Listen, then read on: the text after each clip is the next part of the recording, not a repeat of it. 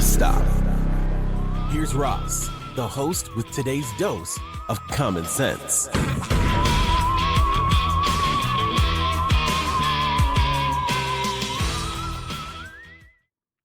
Hey everybody, how are you? Welcome back.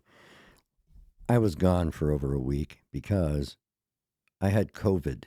So I'm just now feeling better. I was like, I've got all this time. I have to be home for a week and like quarantine and stuff. So I could do a bunch of podcasts, but it also messed up my throat. I could barely talk. So it was kind of a waste. So I was like, well, now I'll just sit around and binge Netflix, I guess, and slept a lot and felt like crap. I'm still not 100% good, but I'm no longer testing positive, so I'm getting back into normal activity. So if I have to clear my throat or have a cup of coffee from my Christian Nightmares mug, like that. If you don't know what that is, look that up. And you can go follow them on X and different things. They have a Substack anyway. It's very interesting stuff. They track a bunch of religious extremists. So, fascinating stuff. But if you can read the title of this podcast, this episode, this video, if you're going to be watching it on YouTube, this is highly sensitive, breaking news. This is going to be stuff that you have never heard before. And it comes about because I keep hearing about this thing on other podcasts like Jesse Michaels and Julian Dory and even on Joe Rogan and different things like that, especially when it comes to discussing the UFO topic or the UAP topic, if that's what you want to call it these days. I still prefer UFO because that's cooler. But not everybody agrees with me. So, and that is, they have this thing where they keep saying that, oh, these people who were involved in this were in the PRP, the Personnel Reliability Program, and that somehow gives them more, reliability when it comes to them telling you a story or things like that.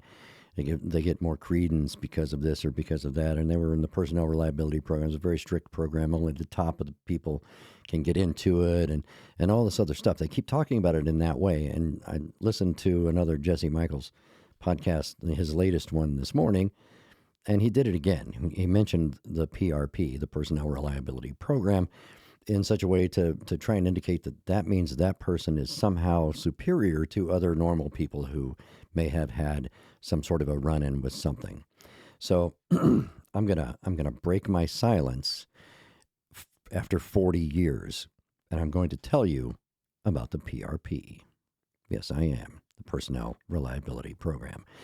For your information also, I'm what they would call an experiencer.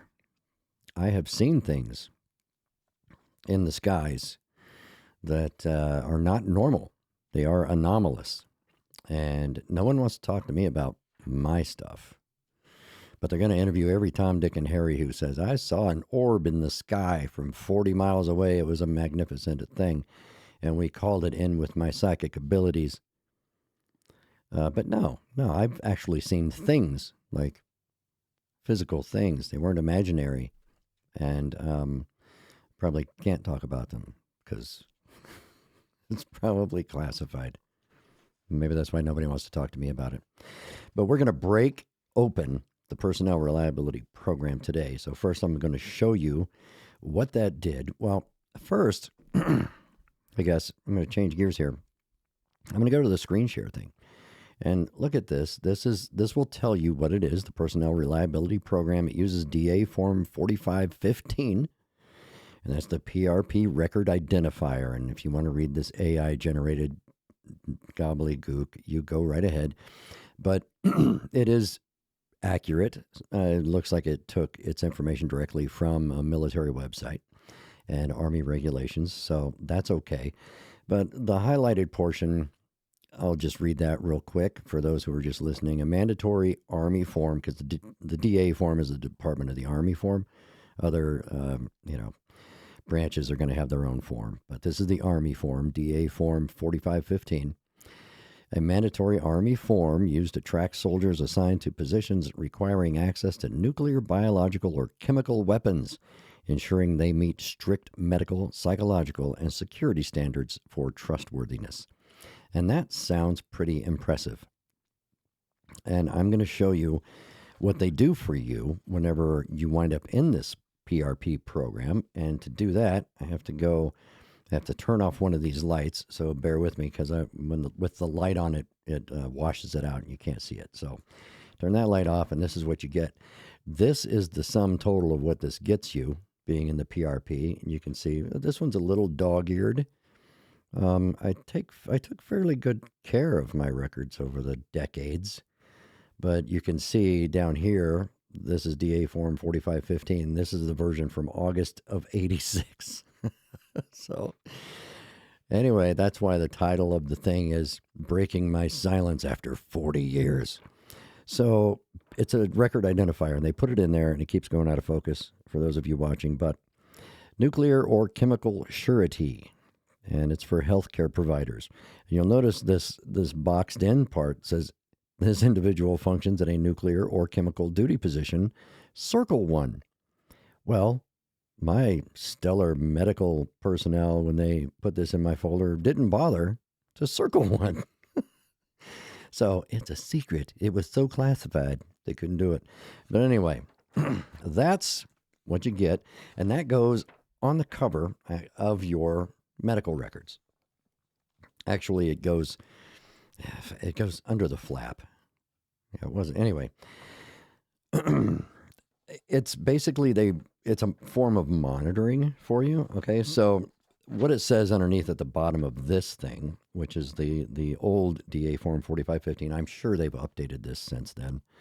I could not find, which is very strange. I tried to find, let's go back to the screen share, because up here at the top, I punched in the form number, and when you go to images, there isn't one. You can't find one. There's a whole bunch of PDFs and stuff like that for other things, and there's a bunch of regulations and things that mention the DA 4515, but there isn't an image of an actual 4515 on the internet, apparently, or at least on the Googles. I have no idea why that is, but it kind of freaks me out. So anyhow, now down here it says, if any of the following conditions are noted or suspected during treatment, they must be reported at once to the individual's commander. Specific guidance and further details may be obtained from AR 50-5 for nuclear or AR 50-6 for chemical.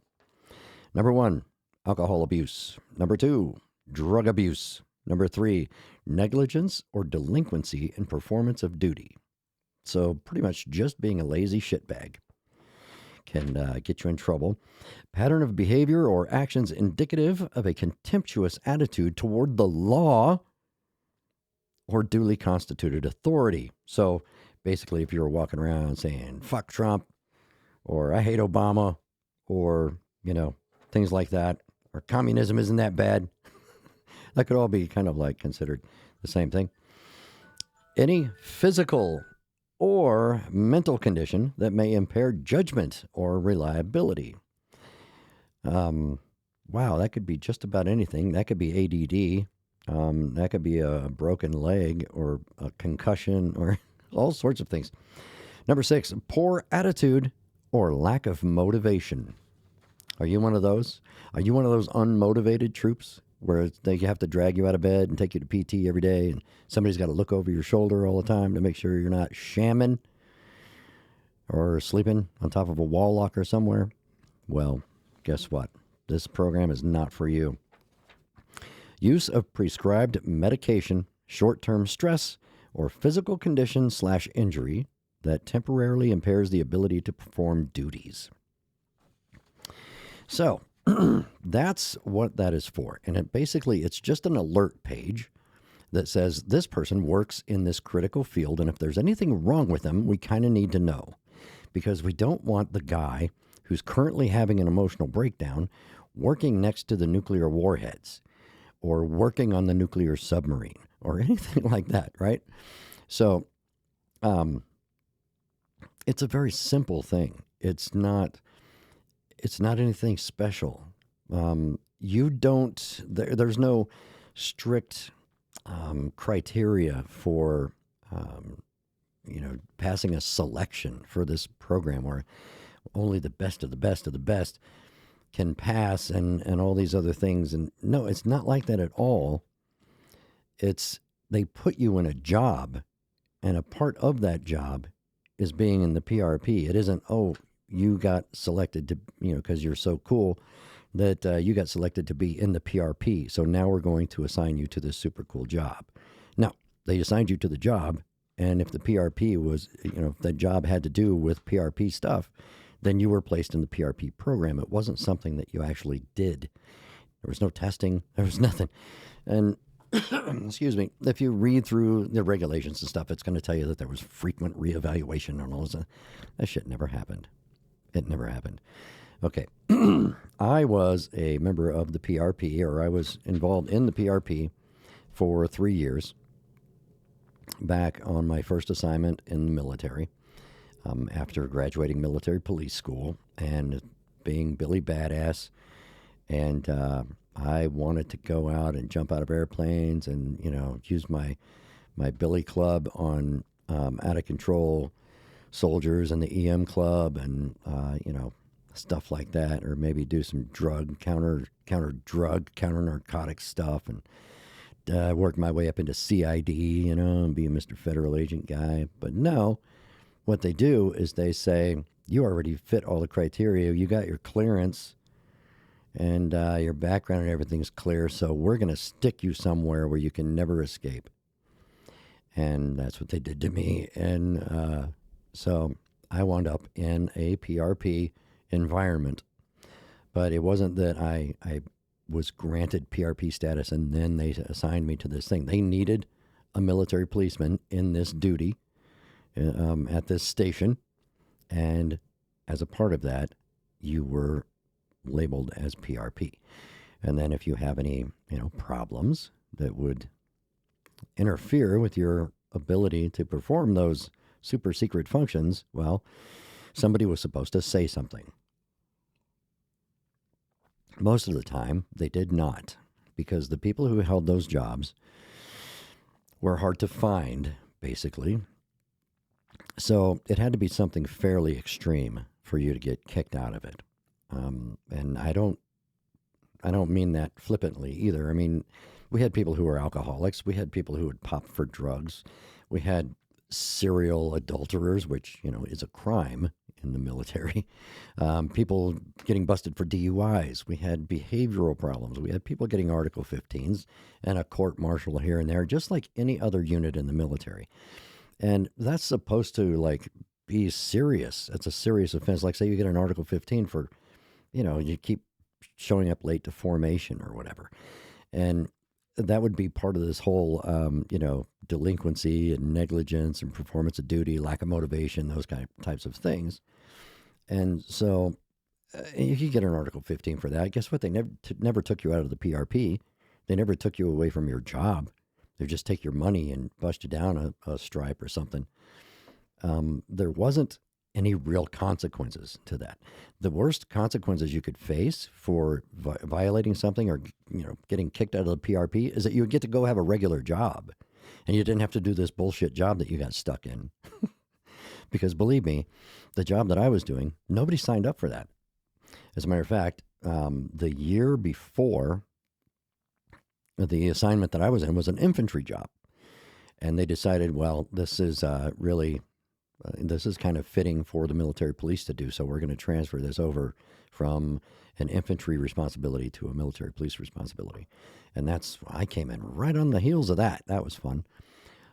So we still had some grunts, some 11 Bravos and stuff around who were, they had been around long enough that they were getting ready to retire and stuff. So they didn't bother shipping them off to another unit when they transferred it over. So we still had a few, infantry guys around, handful. And the rest of us were MPs doing this job.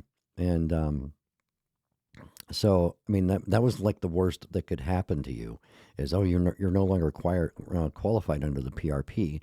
So now you get to go back to being a regular line MP. You get to go, pick up people for DUIs and break up domestic disputes and things like that. Because believe it or not, in the military, it's a microcosm of our society. We had every crime that existed out in the civilian world in the military community. Some of them horrible crimes. And I had the benefit of quarterly, I would go up and spend a couple of weeks working the road and doing regular military police stuff. And sometimes we didn't get to, things would be too crazy or whatever, but as often as I could, I did that to, stay trained up on regular military police line duties, because I expected once I was done with this, I would go back to something like that. But it's really just a babysitting sheet that goes on your record, and they just watch you, and they're like, is this person crazy? Is this person losing his mind? Is he having a mental breakdown? Is this divorce that he's going through making him suicidal? Is he homicidal? Boy, I could tell you some stories. I don't think I'm going to. Maybe I'll tell you one. I will tell you I did something once. I had a bit of a reputation, but I almost shot someone once. Not on accident, on purpose. And this was during peacetime, y'all. And I would have been legally justified in doing it. But it was the fact that I was willing to do it, I think, is what gave everyone pause, including my commander. And so the only thing that happened to me, they considered that is this guy might be a little unstable. He's stressed out or something. Something's wrong with this guy that he was so willing to, follow the letter of the law. So, what they did, though? I wasn't taken out of the PRP. They told me to go on leave. They sent me home on leave. It was the one time I came home from overseas and went back and visited family and stuff, because I loved it over there. I was having a great time. They forced me to go home. So I was sent home for like 3 weeks to take leave and relax a little bit, which led to another story, because I had tickets for Pan Am 103. Whole other story. But I had to change my flight and wound up not being on that plane. I wound up flying in Pan Am 103, but a couple of weeks before it blew up in the sky. So anyway, a whole different area of discussion. But that's what the PRP is. And I'm really getting tired of listening to people talking. They're like, oh my God, these are special people. These are the most ethical and most reliable people that they could find. And blah, blah, blah, blah. No, they're not. They're just people who had this form on the top of their medical record that said, if this guy's getting stupid out there and you can't trust him, you got to let your commander know, or let this commander know, so that they can take him away from this job, because we don't want crazy people working around the nukes. That's it. And there was nothing. You never really heard about it. Other than every time you had to go on, a sick call or go to something medical, you had your medical records there, and you would open it up and there would be this form. That's all. I mean, nothing was ever brought up. Nobody ever mentioned anything. None of the doctors or any of those people, brought it up. Everything was just kind of ignored. They're like, oh, he's in the PRP, whatever. So I did have to sign a couple of NDAs in that job, probably more than a couple. I don't remember exactly. I do know that I've never been released from them. So there are some things that I can't talk about, but it has nothing to do with the PRP. And it has nothing to do with national security either, because the things that I dealt with firsthand no longer exist. It's no longer something that's in our arsenal. So anyway, but until someone with the authority to do so declassifies that and notifies me in writing that it has been declassified and it's okay for me to talk about it now, I'm not allowed to talk about it. The end, period. So anytime you hear somebody talking online, or they're on a podcast, and they're like, oh, my NDA expired. And no, government NDAs don't work like that. I'm sorry.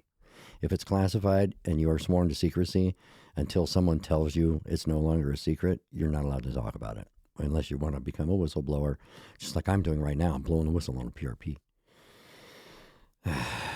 Anyhow, if you're going to go out in public and say, I'm going to blow the whistle on this secret program about UFOs, you already violated whatever NDA you signed.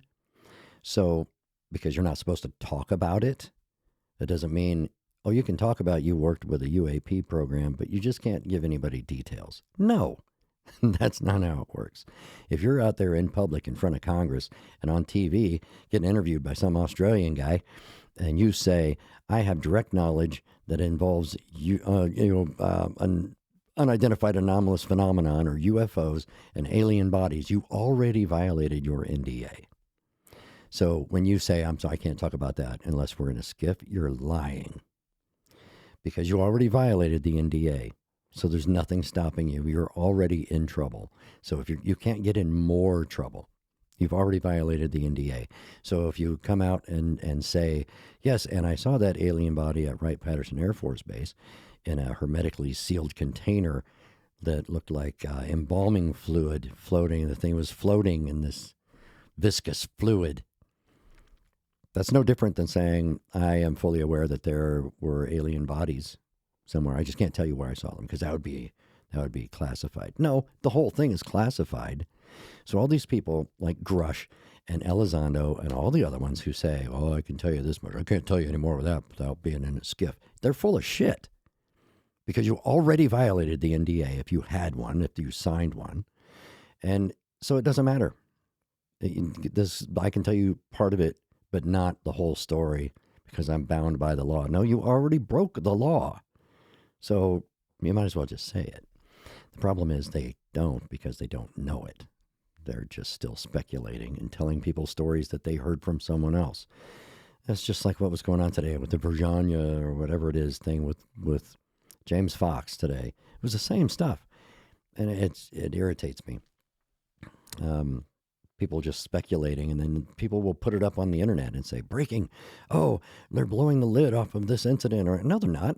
They're saying things that they made up, and they're just using speculation and saying, well, if it did happen, it would have been like this or like that.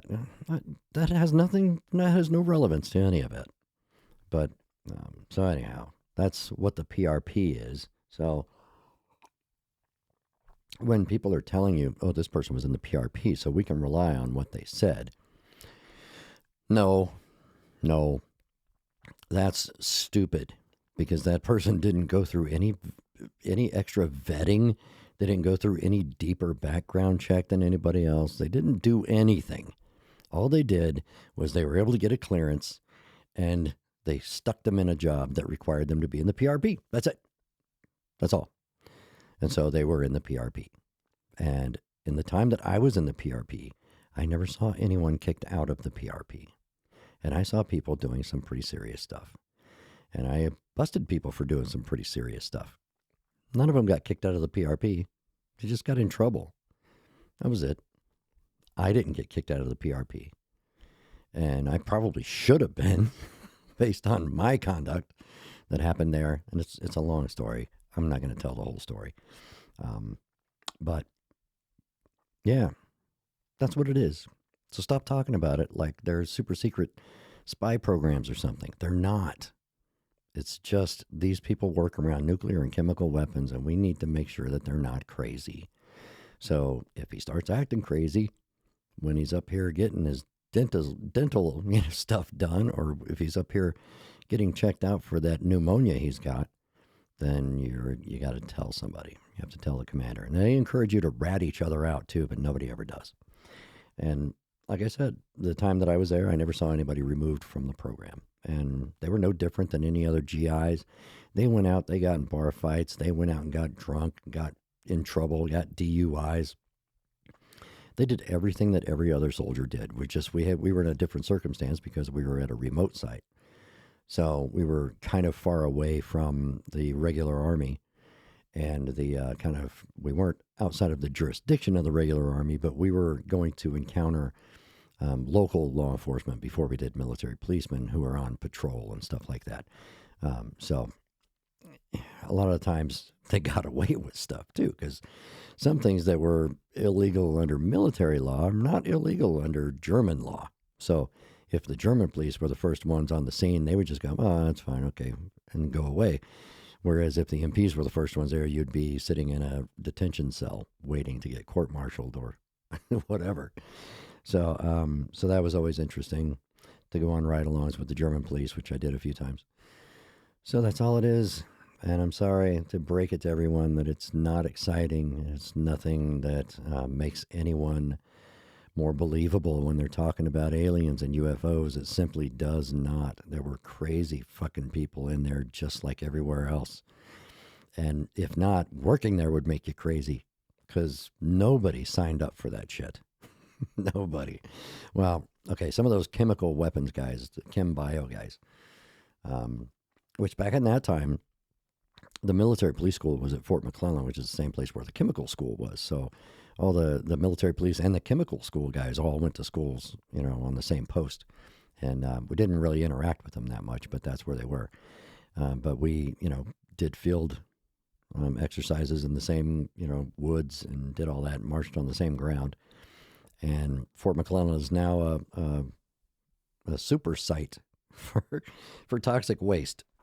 And yeah, it's ugly. So anybody who was there got exposed to a lot of crazy stuff, even if you were not in the chemical corps.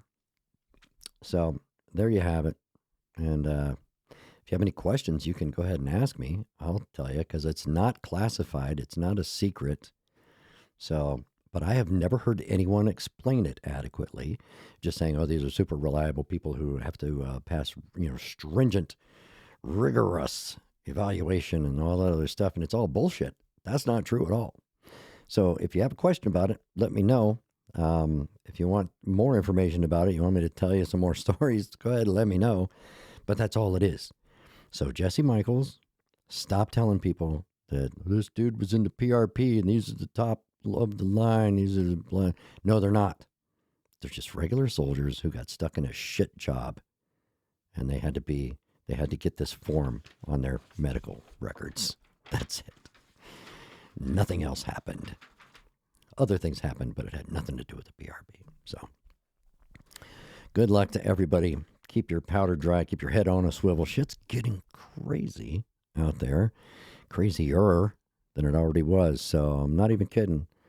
Keep your eyes open. The world is getting crazier by the minute. And you never know what can happen. So be safe and take care of your families and all that stuff. And I will talk to you again soon. Thanks for listening to this episode of Really? Just Stop with your host, Ross. Make sure to like and subscribe on your favorite podcast platform so that you never miss a dose of some common sense.